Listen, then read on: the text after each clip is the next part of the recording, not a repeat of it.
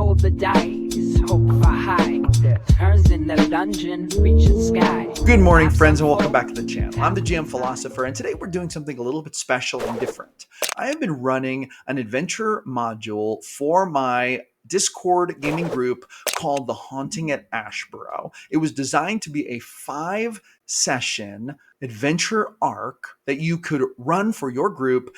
Ours is getting a little deeper, but we have played the first 2 sessions and I've recorded them. And what you're about to see today is episode 1, which will be the first hour of the first session of gameplay. And I'm going to be publishing this entire adventure arc. Now, one really cool thing about this is that I have written this entire adventure arc in a published book format. It is not quite ready to be published yet. I am still waiting on my proof copy to approve the final design. But once that is done, which should be within about 2 weeks' time, it will be available for anyone to purchase and run for their groups. So this is going to be a great adventure and a fantastic way for you to kind of see what the Haunting at Ashburrow is like as an adventure module. Keep in mind that the published adventure and what happens in the game is going to be a little bit different because as GMs, we always put our own unique flair and creative inspiration on everything we run. With that being said, I am super pumped to show you this. I've never published any live recorded gameplay on my channel before. And so what you're about to see is just straight up recorded directly from our session. This was just us gaming the very first session. And in fact, the first game all of us had played together. We did a lot of backstory work and there was some background campaign information, which you can find in that adventure module when you grab it, when it becomes available. So keep an eye out for that. With that being said, let's jump right into the gameplay. You're going to get to see the GM Philosopher running a game in the flesh, kind of in the flesh, e-flesh over an online virtual tabletop sort of experience. So I hope you enjoy it. Leave me a comment, let you know what you think. With that being said, let's dive right into the episode. Without further ado, I present episode 1 of The Haunting at Ashburrow. All right. So as you all heard, we're just going to go ahead and jump into it. As you all heard in the background information, you all were summoned, hired together by the guild to investigate and solve a haunting in the small village of Ashburrow. Now, you all, I know, well, not all of you, but some of you have intertwined backstories, so you know each other.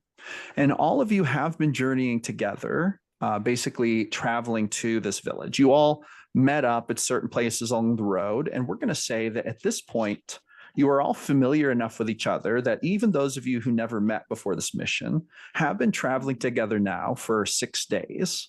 So at the very least, all of you have 6 days of travel time with each other to where you've gotten to get to know each other. So you do not, you're not starting from scratch with one another.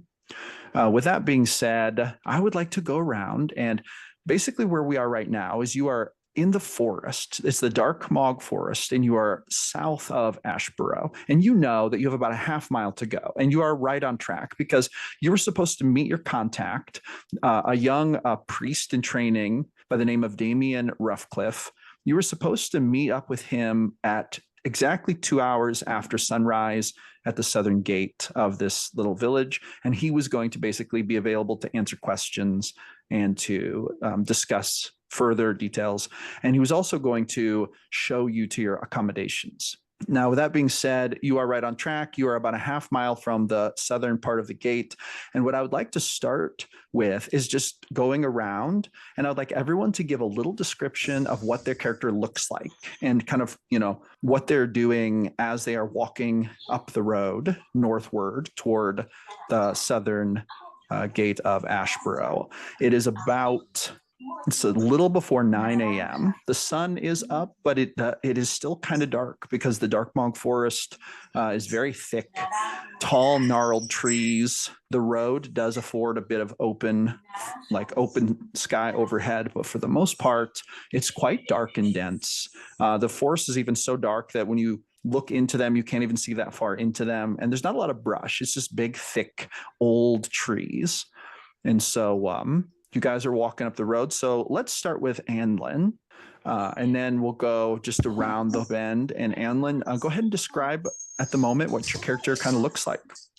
Yes, Anlin is a 3.5 foot tall dwarf. He's a little on the shorter side, very stocky. He's not like super ripped or anything. Just very very built. He is a bit of a belly. It's a tight belly, but it's still there nonetheless. He's wearing breastplate, medium armor, and it's all kind of like forest green and gold. Being a barbarian of the world tree, he's very in tuned to nature and loves to kick his boots off and what's it called? Get his feet in the sand or in the dirt. But he is very bright orange hair, kind of pale yet slightly tan skin from being a farmer for most of his life. He has freckles, sorry, all around, and a very thick, dense beard that matches his bright red hair. Very nice, very nice. Does the party see any obvious weapons on Anlin as he Oh, travels? yes. He has a halberd on his back and like kind of strapped to his side on his belt. He has a quiver-esque type of thing, but he holds some javelins in it that he likes to throw on the ground at the start of combat in case he needs to throw something. Ah, very nice, very nice. All right, let's go to Delonte. Yeah, so Delonte is a 6 foot human male. He has silver hair. Sometimes it comes down past his face, but he mainly likes to slick it back. Fairly muscular build. He looks fairly young, but he's kind of just clipped into his 30s, and he's wearing a nice black coat with a red undershirt with chainmail under that. He also wears a necklace piece. It has like a nice red ruby in it with two hands sprawling like that, holding the ruby on it. Black like leather-esque pants and just two red suspenders kind of hanging down from him. Like he has them if he tries to get fancy, but he rarely puts them on. And just like war-torn boots, like he's traveled long ways. He has a giant great sword on his back that he calls diplomacy, and and yeah, he's really ready to gear up, and he's kind of just on the walk, nice stroll, casual. He tends to kind of like hold his hand on his blade as he walks sometimes just by habit, and the party would also notice he kind of does this thing with his hands sometimes where he kind of like it's almost like he's grabbing something but he's not, kind of just clenching his fingers at random times when he feels the need, give or take. He kind of it's almost like a tick or a twitch, but it's intentional. And yeah, that's essentially what we got for Delonte. I'd like to ask you one other question, and actually, Anlin, I'll ask you the same question. What is one detail about your character that's maybe not obvious that the group would have learned over the journey the last 6 days?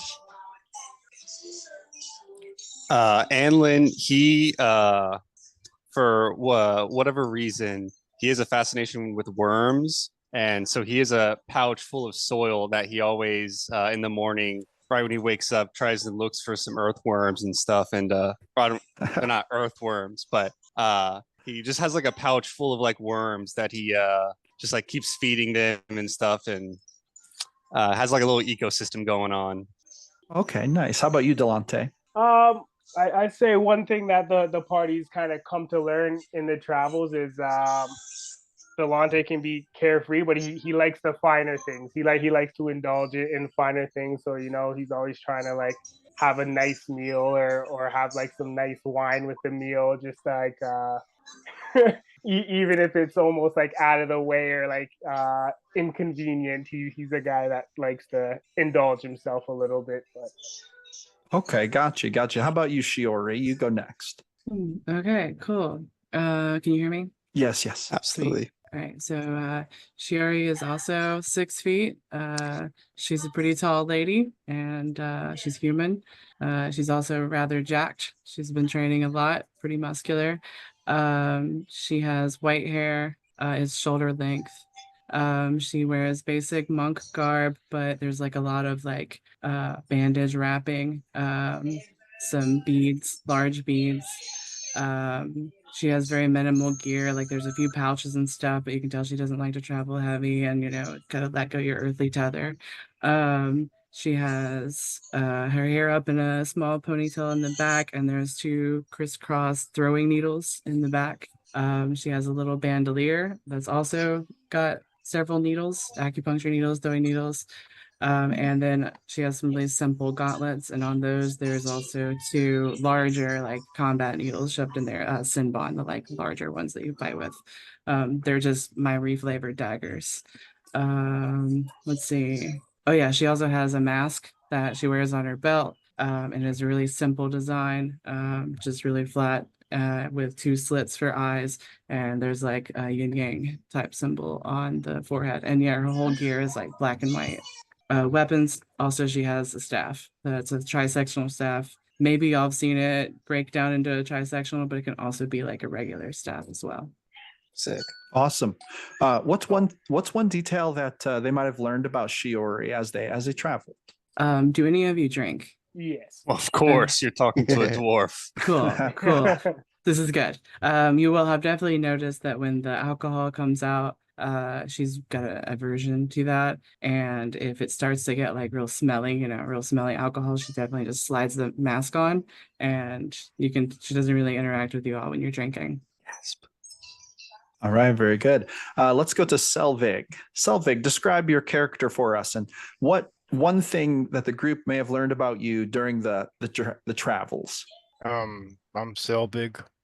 He looks like he's about 30 years old. Well, no, he's 30 years old, but he looks a lot older because he's got real weathered face and the black ink tattoos. Wild red hair. His beard is long and scraggly. He keeps trinkets braided into his beard. He's really quiet. He doesn't talk much. He's really strong. He's strongly built, but lean and graceful when he walks.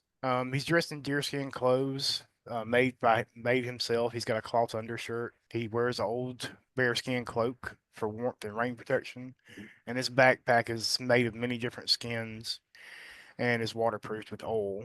He has a pair of antlers that dangle from his pack, and he uses them for hunting. He's got something that they may have noticed that he may not have talked about. He has 8 horizontal scars up his left forearm that end in a brand of a sigil. And he's also got a tattoo that would be signifying retirement. Very good. Very good. Awesome.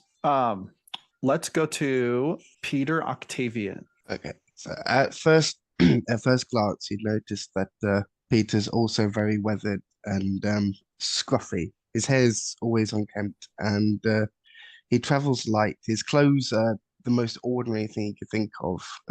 But when you see his face, he's got hints of scales across his face. And something you notice hanging around him is he likes to fiddle around with his cantrips quite often, like little lights here and there and other things.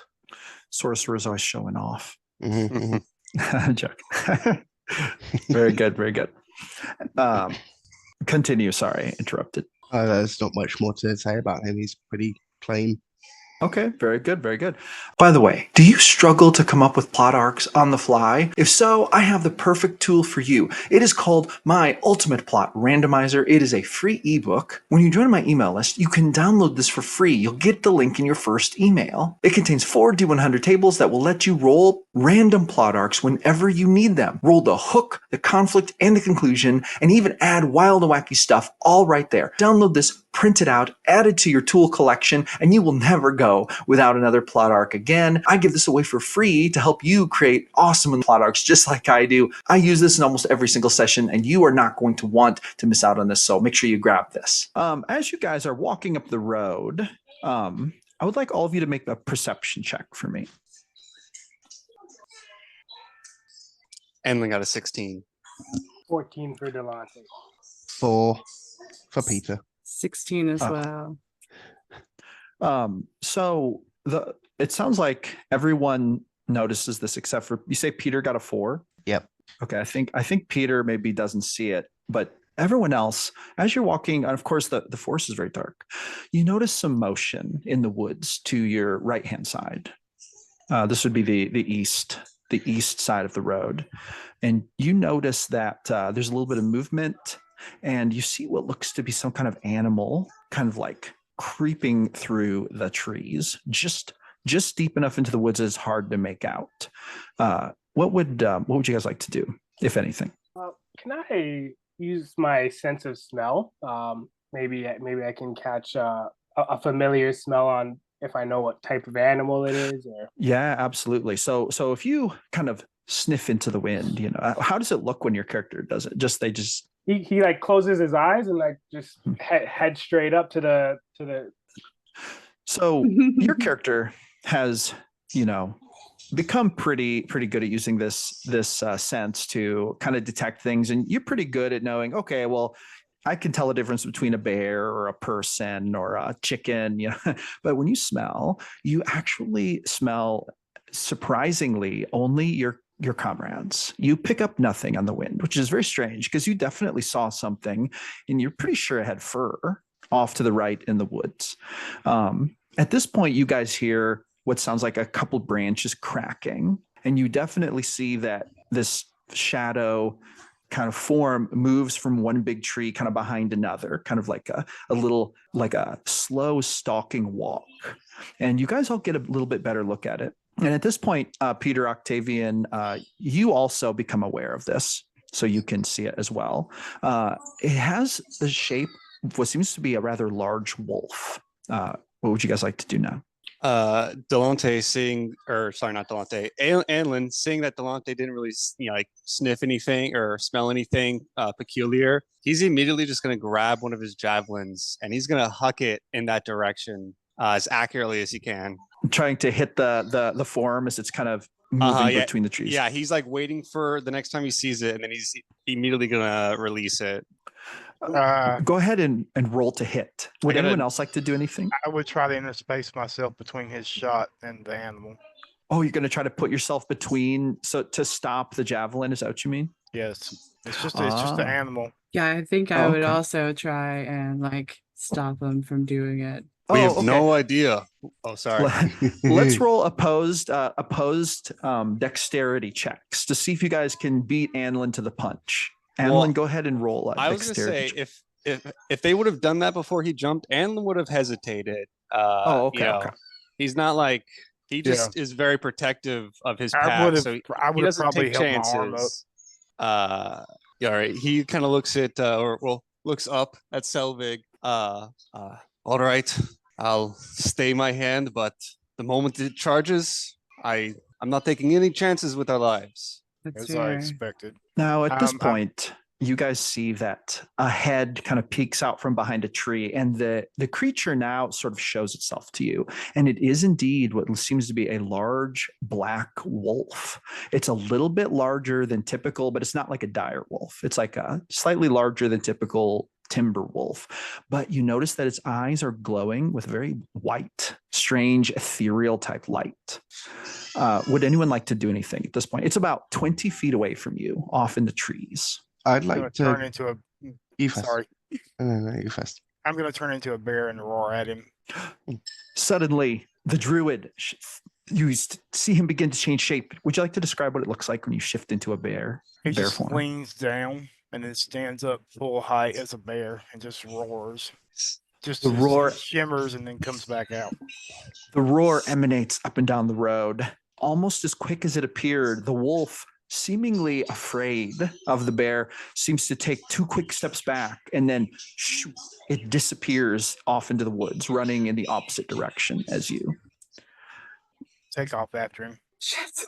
No, Selvig.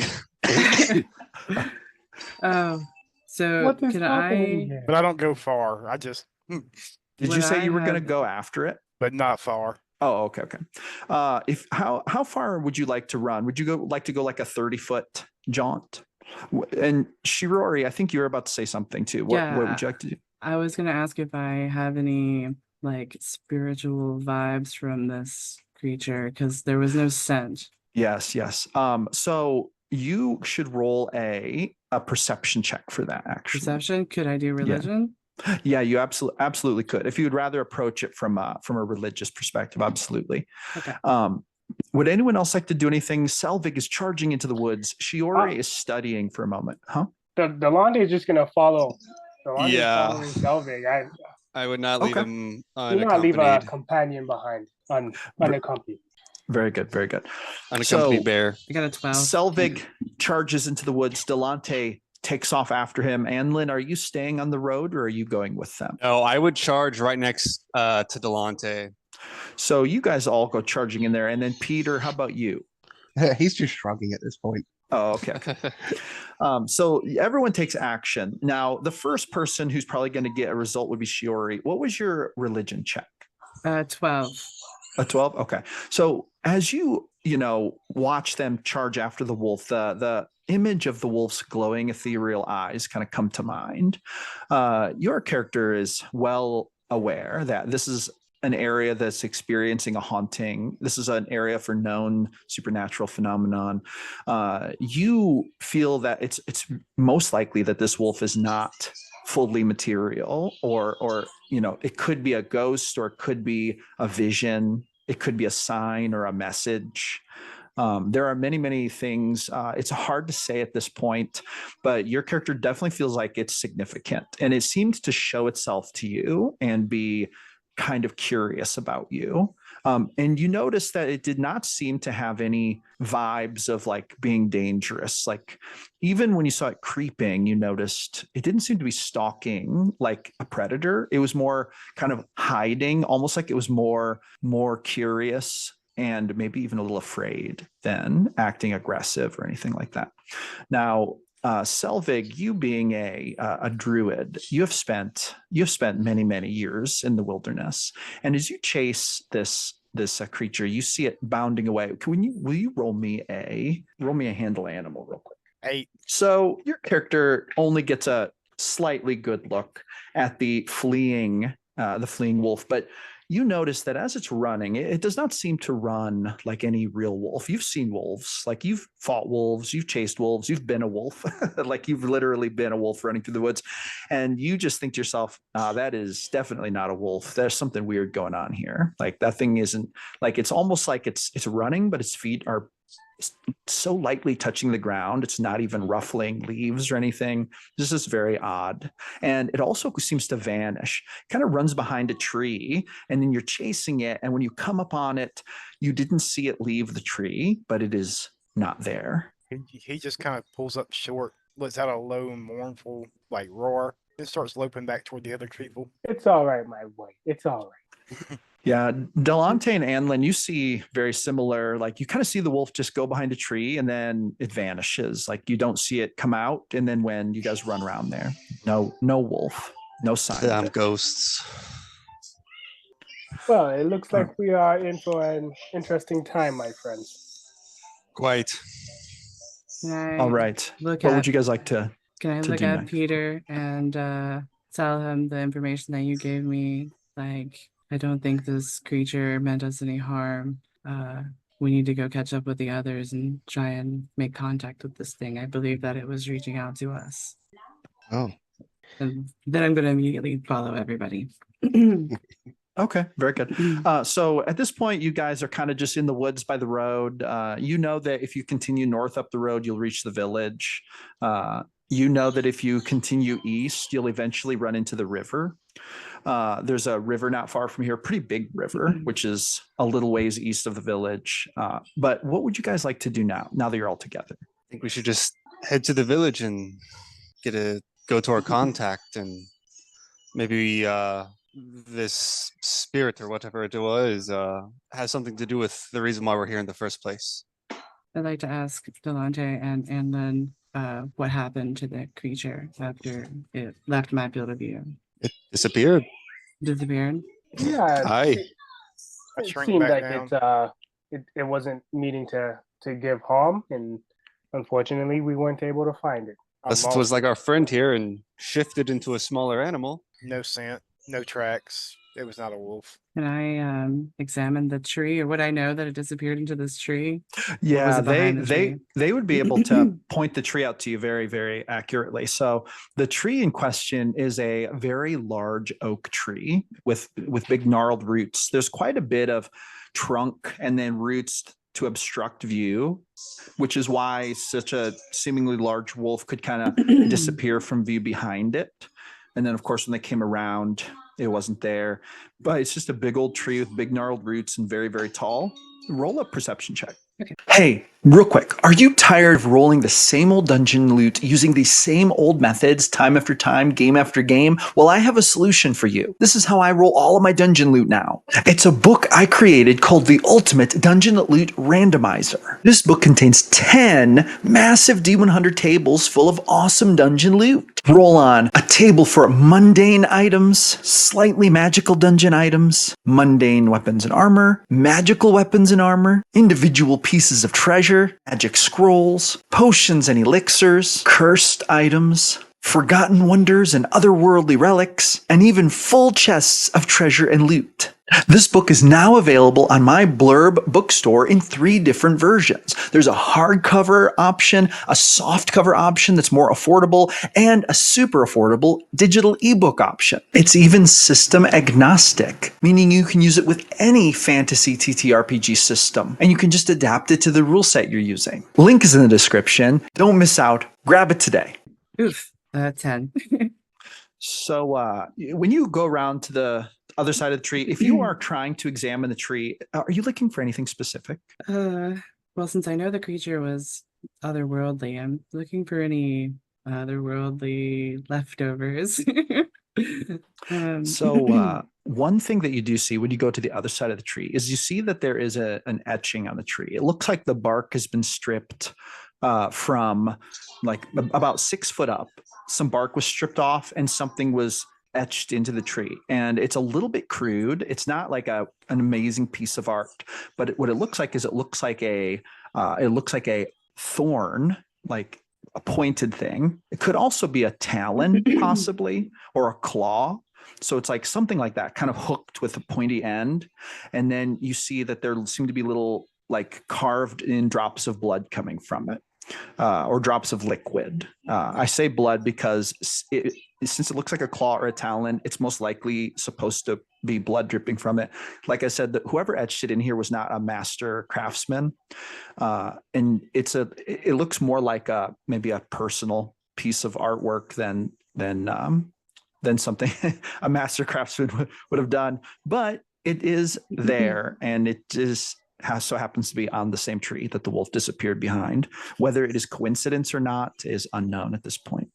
Okay. Can I draw everyone's attention to that? And I would also like to take out one of my magic seals. I know it doesn't actually have any magic, but my religious seals, and collect a little bit of that blood on the end of it and just put it back in my purse. Oh, well, when I say blood, like there's not actual blood. It's like little droplet carvings. Oh, okay. Sorry. So it's like, yeah, there's like a little hook thing that looks like a thorn or a claw or a talon, and then there's like 3 carved droplets that look like they're falling from it. Oh, okay. It's just a wood carving. Yeah.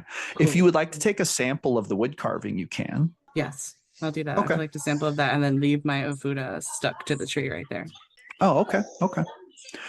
Very good. Would anyone else like to do anything? I kind of want to just maybe like look to see if maybe we know this symbol as something. Maybe is it like a guild symbol? Is it the sign of a deity? Anything like that? So you should. Anyone who would like to could roll a history check, or if you have a better score in religion, you could also roll that. Actually, for that matter, you could roll an Arcana check too. So whichever is better for you, Arcana, investigation. I'm sorry, Arcana, history, or religion. Go ahead and roll. Can more than one of us do that? Yeah, you can all do that. I got 13. And then got an 11. A 13 or 11 yield no discernible results. Did anyone roll higher than a 13? I got an 18. 23. Oh, an 18? Yeah. Did you roll it on Arcana, history, or religion? Okay. Did anyone else get any? Like, I think there's one more person who. I got 23. Arcana. Oh, a 23. Wow. Okay.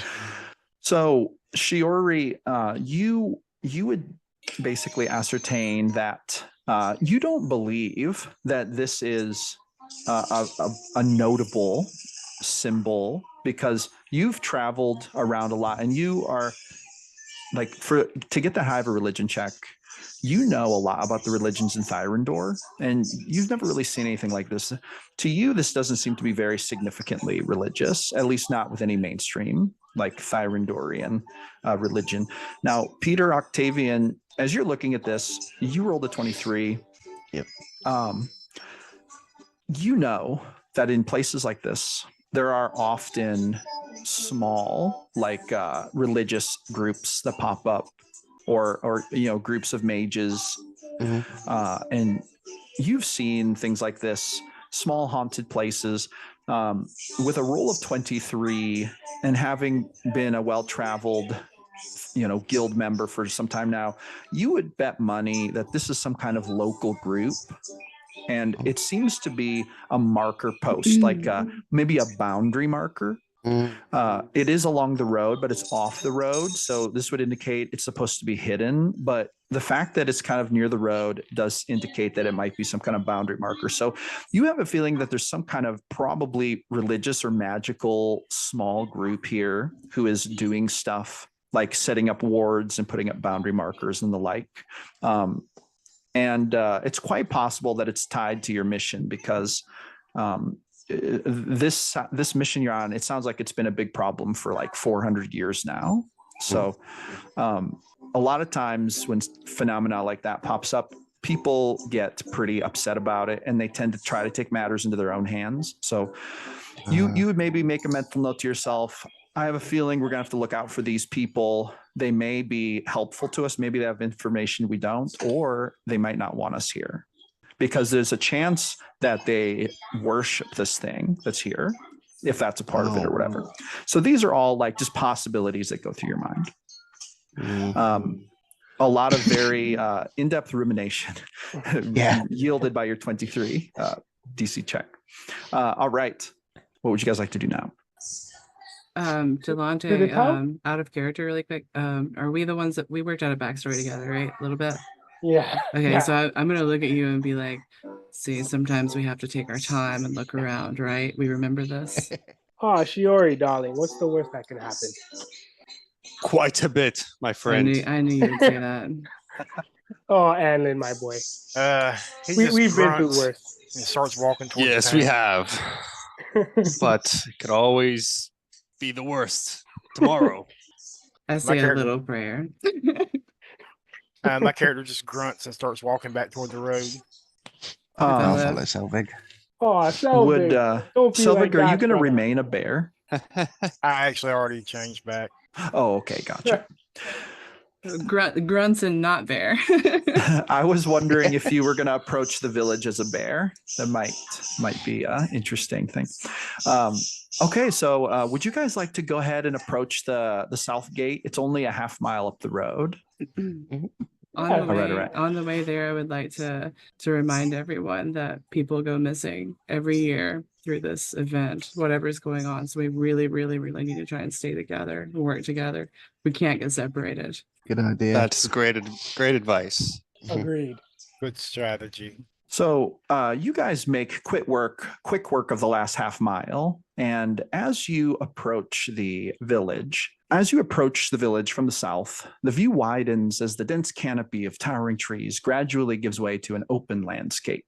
The packed dirt road beneath your feet, worn and smoothed by countless travelers over the years, guides you toward the southern entrance of Ashburrow, a quaint and peaceful village where trees outnumber the structures. The southern gate is really just a fence opening. There's a fence that goes around the village, probably barely tall enough to keep goats from leaving, much less to keep predators from entering. More than anything, it looks like just a boundary fence. And there's just an opening that the road goes through, and that's the southern gate. Standing right beside the gate here, and from this vantage point, you can see that there's a sign. It says, "Welcome to Ashburrow," along the side of the road. And when you look further north there are fewer trees, but there are still so many trees that you only see a couple structures. It's one of these villages where there's all kinds of trees like around the structures. And this is pretty typical of these rural elven communities. A lot of nature, a lot of trees. But there is a human man dressed in gray priest's robes standing by the gate. He has short, dark hair. He's a very handsome looking fellow, probably in his early 20s.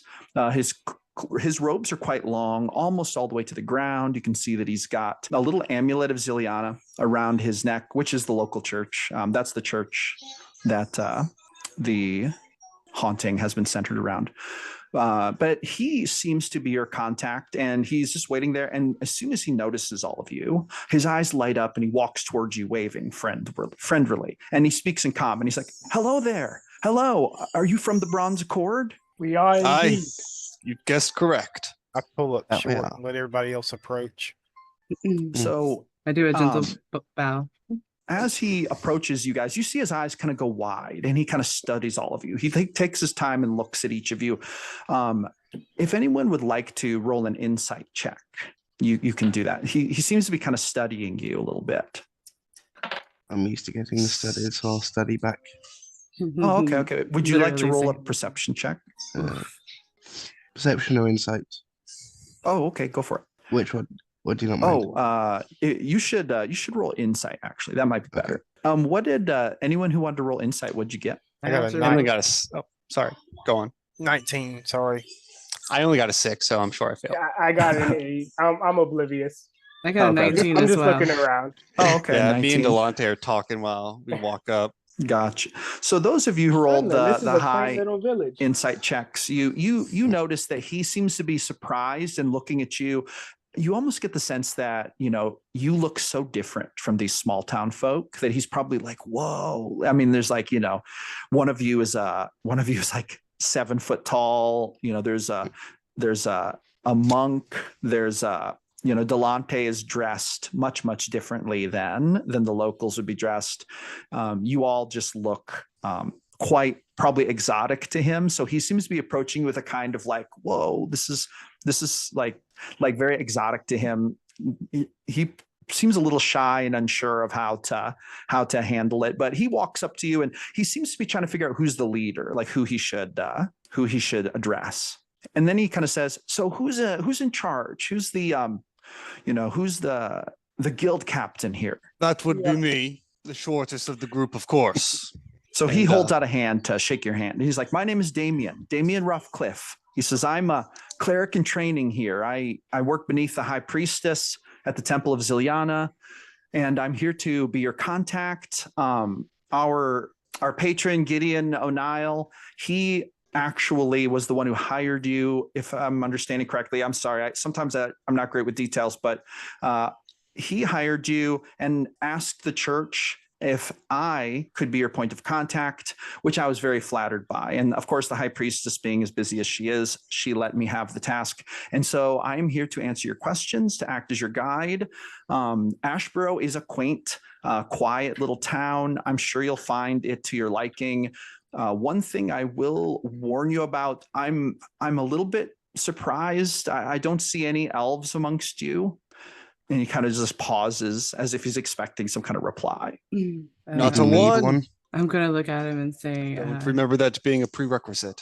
say that I am Shiori from the Order of Equilibrium. Does that mean anything to you? He says, is that an elvish organization? Historically, yes. Oh, yeah, very good. You get the sense he's never heard of it before. Delonte is gonna say, don't worry, you're in good hands in Elvish. He's going to say, oh, thank the gods, you speak Elvish. Very good. He's like, I was a little concerned. I have grown up in Thyrendor my whole life. However, living in the cities is much different than living here amongst the small town folk. As you know, Ashburrow was in the southern sector during the Great War. And as you also well know, the wounds from that war are still fresh. And I will say that they are cautious of outsiders. I'm afraid you may not get quite the reception that you would expect in terms of cooperation at every point. That's why I'm here. And the church is very, very pleased to have you. And I'm assuming that you are experts in supernatural phenomena, demonologists. He kind of pauses as if waiting for a reply. In Elvish, Anlin will respond, "We're experts in all things adventure. You need not worry. We will be able to integrate into your society quite well. I think you'll find nothing about me sticks out like a sore thumb." Oh, he kind of acts relieved, and he's like, this relieves me, and it does seem that they sent a great team. And I have to say, I'm honored to meet you. When I was growing up, I heard stories of the Bronze Accords, noble exploits. So to meet those of you who actually serve the guild in the flesh, I'm a blessed man indeed. Now, let me get your things. What can I carry for you? He offers to carry your luggage. Oh, I am quite okay, my good sir. As I snuggle my diplomacy greatsword. Keep that on the back. Anyone who says, go on. Are you sure? That looks heavy. I would gladly carry it for you. No, I insist. Probably weighs Can more I carry than he anything does. for you, sir? What'd you say, Delonte? I was like, I insist. Can I carry anything for you, sir? No. I'm here to help you, please. And you can call me Damien. And I'm here to help. Now, one thing I will What was say his is last that, name again? I'm sorry. Oh, Roughcliff. Roughcliff. Okay. Thank you. I'm sorry. Ruffcliff. But anyway, so he's going to say, one thing that I am pleased to report is that your accommodations have been secured at the tavern here in town, the Inn and Tavern. You will find that it is quite a nice place. With that being said, I have been asked that before I really take you to the tavern or before I take you anywhere else, I have been asked if I would escort you to the church to meet with the High Priestess. She said that she has more information for you, as well as a gift that may aid you in your investigation, and hopefully the removal of whatever spirit is bothering us, causing the hauntings and the like. So whenever you are ready, I will show you the way. As we're walking, I kind of lean over to Shiori and I say, fast one. This village has not seen war in many years. I don't know what the first part of that you said was. I'm sorry. Fast one. Fast one? This village has not seen war in many years. But yet, the dead have been here for long. All this lumber and no walls. That's what I was thinking. That is a fair point. Shiori, are you going to be okay with the accommodations being at the tavern? I'm sure we could supply something a little bit more to your favor if we need to. I gently squeeze my staff a little tighter, and Damien says, "Oh, I'm so sorry. Does she not like taverns or inns?" No, it is okay. I'll be fine. Oh, okay. All He seems a little curious, but then he drops it immediately. Thank you All for I your need consideration. all I need is a hayloft. Wait, what'd you say? I said I'll be happy with a hayloft. He's going to say, well, I do believe there's a stable behind the inn. He seems a little confused. Like, if you prefer to sleep there, I'm sure that they would accommodate without problem. Do you guys see the little map of Ashburrow that I put on the screen? Absolutely. So that's just a little top-down view of kind of, and you guys are walking in from the south side. So between buildings 23 and 14 there, that's kind of what you see. So as you walk in, I'm just going to kind of describe what you see. So Damien leads the way up the road. GM, can I ask a question real quick? Oh, go for it. Yeah. Was there like an archway or anything that we had to pass through when we came in? No, it's just literally just kind of a break in the fence. Okay. And then you do see there's a swinging wooden gate that they close, apparently. Now, there was a tall sign that had a welcome to Ashburrow on it, but it didn't cover the road. It was just on one side. Okay, thank you. But anyway, so as you guys begin to walk up the road, you pass by a couple different buildings. Do any of you want to make any conversation with Damien as you're walking, or do you just kind of want me to describe what you're seeing as you walk? Yes. Can I go ahead? I see we're taking care of business before pleasure, but I would like to know what do you guys do for fun around here? Damien says, "Oh well, I pray a lot. I obviously have I have a lot of fun serving Ziliana, and I am a priest in training. So one day I'll probably run my own temple. For now, I'm learning from the High Priestess. Another thing that I enjoy is hiking. I clean a lot. I clean the church a lot. I organize volunteer groups. Sounds like your kind of people, Delonte. Charming indeed. Shall we proceed? Have Yes, you yes, of course. seen any large black wolf-like creatures, glowing white eyes in the forest while you're hiking? And then he's also going to describe the thing that was etched into the tree, the carving. There we go. Oh, okay. And ask him So, about that as well. If you ask about the wolf, he's going to say, that was likely Gusty that you saw. And then he just kind of keeps on walking. Wait, Gusty, elaborate. What is this please? Gusty? Oh, yeah. Legends say that Gusty was a wolf pup rescued by Elenia. You know, Elenia is the girl that the legends say is causing the haunting. They say that when she died, Gusty also perished, though it's unknown exactly how it happened. And people start seeing him here and there around the village every year, a few days before the hauntings start and throughout. Yeah, he's just kind of when you see Gusty, you know the festival's coming up. I see. Anlin is going to turn a little side eye to Selvig and be like, just like a little sarcastic remark saying, this whole thing could have been ended with a swift throw of a javelin, I bet. Yeah, you probably would have missed, little man. Oh, As you guys are, as you guys have that conversation, Damien kind of says, he's like, Gusty actually isn't really a problem. Everyone has really reported that he's very friendly. In fact, some of the people who believe in the older legends, they say that Gusty's actually here to warn and protect the village from Elenia.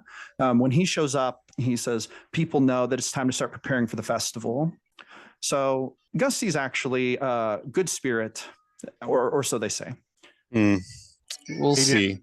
He didn't seem hostile, that's for sure. And then you guys also asked him about the symbol on the tree, and he's going to say, oh, I've seen and heard of that symbol. There's a local group here who, how can I say this? They're troublemakers, but they really seem to take this haunting seriously. They believe in the legend of Elania, and they kind of worship her a little bit. I don't know. It's very strange. Sort of a cult for teenagers. They call themselves the Shadowed Thorn, I think is what they call themselves. So they put their markings in the woods and stuff when they have meetings. I hate to say this, but I think they go out to the woods and I think they take illicit substances and then they claim to commune with the dead. It's very strange. If you're asking me, I think it's not very church-like behavior. There are many different ways to communicate with the divine. He says, yes, you are correct. He says, prayer is my favorite. I prefer the wind. Doesn't work for everyone. He's like, he kind of pauses. He's like, interesting. He says, do you not pray to your deity? Oh yes, I pray multiple times a day to multiple deities. He says, you are sort of like a priest. He says, you mentioned being a part of an order. Is it a religious order? A spiritual order, yes. He kind of nods. He says, yes, spiritual matters are very important. Yes. I myself am a healer. Oh, that's actually very good. We have only a couple healers here in the village. However, unfortunately, the church staff, how can I say this? Keeping them around has been a bit of an issue. So our magical healers are few and far between. Well, help out where I can. He says, oh, thank you. That's very kind of you. Now, as you guys are walking through the village, you walk past building 23 here, and there's a sign that says Sunflower Bakery. And then you smell like the smells of like fresh bread wafting through the air. You see a couple people coming out of the bakery, and they have like a brown bag, like with probably baked goods in it, and they kind of stop and they look at all of you, and they're elves, like as a man and a woman, and they look a little bit older. And when I say older for elves, they probably in their 300 to 400 year old range. And but they look at all of you and they just stop and they stare. And then you see that the man just like frowns in almost an angry fashion. And he's like staring at you almost rudely. Like, you know how when people just are mean mugging you, like he's just staring very intently at all of you in a very disapproving fashion. Damien just like waves them. He's like, "Hello, Peter. Hello, Gabriel," or Gabriella. About how far away are they? They're about, at this point, like 20 feet away. Gotcha. Up on the steps of the bakery.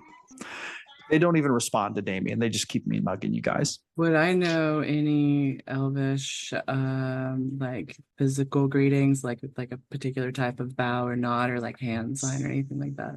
Yeah, for sure. So you would know that you could basically show a gesture of respect. With elves, it's sort of like handshaking is a little like barbaric for them. They think that's kind of crude. They prefer you kind of walk up, stay like 3 feet away, and do like a light bow. Touching is really more of an intimate thing for them. Like you wouldn't want to shake their hand unless you were very intimate friends. So anyway, that would be the most typical way. And then there are many like elven greetings here in the South, and I'm not gonna like say it in Elven, but there's like an elvish greeting that would be considered probably better received down here in the South than up in like the cities in the North. So yes, you definitely are aware of a wide range of different things, and you feel like the Southern greeting matched with the bow would probably be the most respectful way to address elves in a rural village like this. Okay, that's what I'm going to do without changing distance. I'm not going to get any closer, but I'm going to, from this distance, do that greeting with a sincere bow. Okay. Make a little persuasion check as you do that. Okay. See if your bow changes their perception of you at all. Wow, this is wonderful. I have a -1. So as you bow, I got a 1. Oh, okay, a 1. As you kind of bow, the male elf, who's apparently his name is Peter, he kind of shouts, "Why don't you get out of our village?" He just kind of shouts in Elvish. Those of you who speak Elvish would understand. Oh. Peter responds in Elvish saying, "Not the first time I've heard that." So we're on the same page, friend. Do any of you make any like do any of you like stop walking, or do you just kind of keep going, or like do any of you respond to other, like I know Peter and Delonte have said anything, but do you guys want to do anything else to respond to it, or are you kind of just going to continue on? No, at that comment, Anlin would have stopped and just kind of met their gaze and just like reciprocated the look essentially. But then he would have like just kind of gruffed it off and continued following Damien. In Okay. Elvish, I'll say, my friends and I are here to help. We'll do our best to be out of your hair as fast as possible. And then the woman, she kind of like looks at you and she kind of says, "You're not helping anybody. You're meddling in affairs you don't understand." Help me understand. These two seem to be very grumpy. And then she just kind of scoffs, and then she turns and like looks at the man who seem to be a couple. She like looks at him, and then he looks at her, and they just like walk down the steps and away, like from you guys. They seem to be disengaging from the conversation. Okay.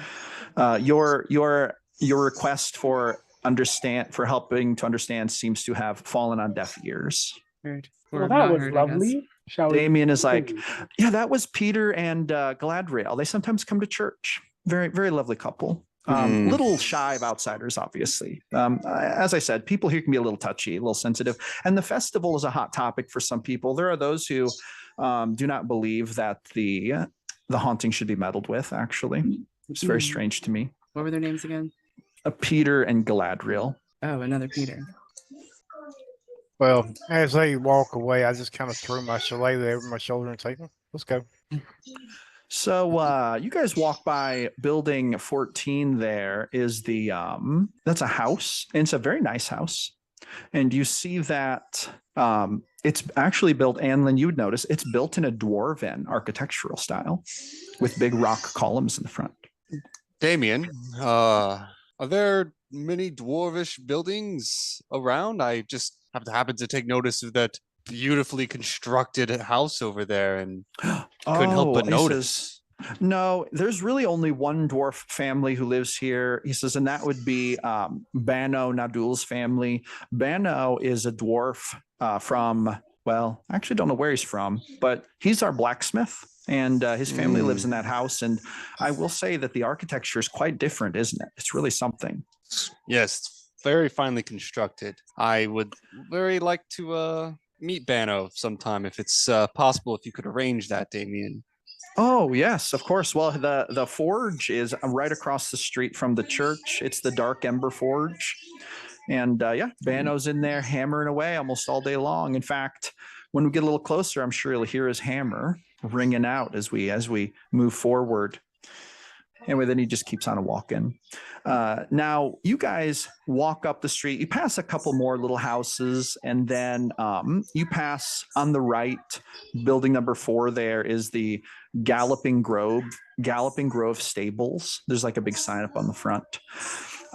You see that there are a couple buildings behind it, and you see that there are a couple very fine horses, like in that little corral back there. Anyway, Damien kind of points at it and he says, those are the stables. They don't often sell horses, but they will rent them out if you need them. They don't keep a very rich commercial supply. The market for horses here isn't very good. That's what I've been told. Personally, I couldn't afford a horse. Pretty expensive. Good to know. But anyway, so now at this point, you guys basically approach the church, and the from the front, you see a pretty tall, pretty plain, very classic elven architecturally like designed church. There's a steeple on the front, and at the top of the steeple, there's a little moon symbol. And then it kind of comes down, and then the church itself is like a whitish stone material, and the front is sort of skinny, and then it kind of branches out into a bit of a larger structure toward the middle, and that's really the two parts. There's like a front and then a middle, it seems, and there's trees on either side. There's a very nice courtyard in the front. There are some bushes. You see that there's a couple little benches. There's a nice little like hedge around, and there's a stone wall. So there's like a hedge right outside of this little stone wall on the outside. Stone wall is about waist high, and then the hedges are just a little shorter. And there are these like lanterns on top. They're not magical lanterns, but they are lanterns that look like, they'd be lit at night. There is also a large lantern housed within the tower, like the steeple. And you see that there are stained glass windows on the church, which is actually kind of surprising, seeing how this is such a small village. Anyway, so the church is quite old looking and quite monolithic in style. And you can see that it's also very well tended. Definitely not like a falling apart church. And as you guys approach it, Damien kind of points and he says, "This is the Church of Ashburrow, the Temple of Ziliana." He says, are you all familiar with Ziliana and the worship of her in Thyrendor? And there you go. That is the conclusion of episode 1. Episode 2 is going to come out in probably a couple days. Drop me a comment. Let me know if you enjoyed this. If you'd like to see more of this adventure, I would love to hear your feedback. Thank you so much for watching. Thank you so much for coming back for another episode of GM Philosophy in the Morning. I'm here every single day creating videos about the best game in the world, D&D. So I will see you awesome people on the next one.